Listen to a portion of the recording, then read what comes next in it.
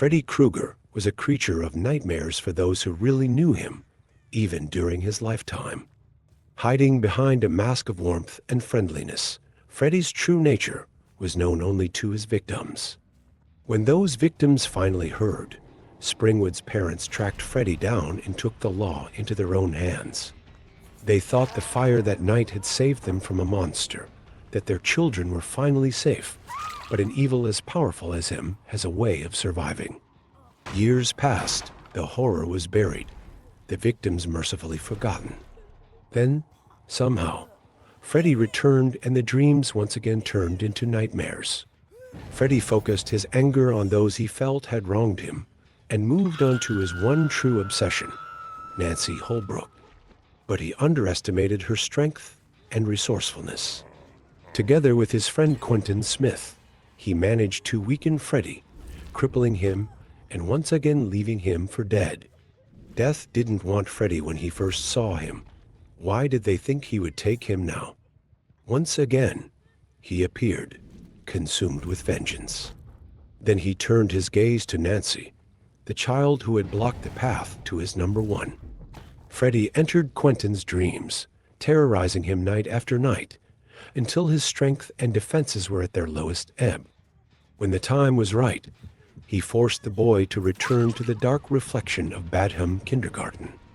Here, he would take his final revenge. Freddy followed the boy through the corridors of the school. He took his time, savoring every moment of the hunt. That was what he enjoyed most, the smell of their sweat in the air, the ragged gasps of their terrified breaths. They were for him to play with. At the end of a long corridor, the boy was there. Was he too tired and afraid to run anymore? Had he resigned himself to his fate? Freddy approached, arms outstretched, claws scratching at the wall.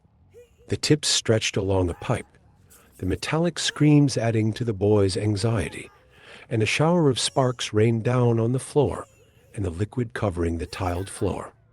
A blue flame blossomed and quickly engulfed the room, and the boy flew away as Freddy leapt furiously from the flames. Rooms and walls passed in a blur, and they reached Freddy's basement. There would be no escape. Freddy slowly approached the boy.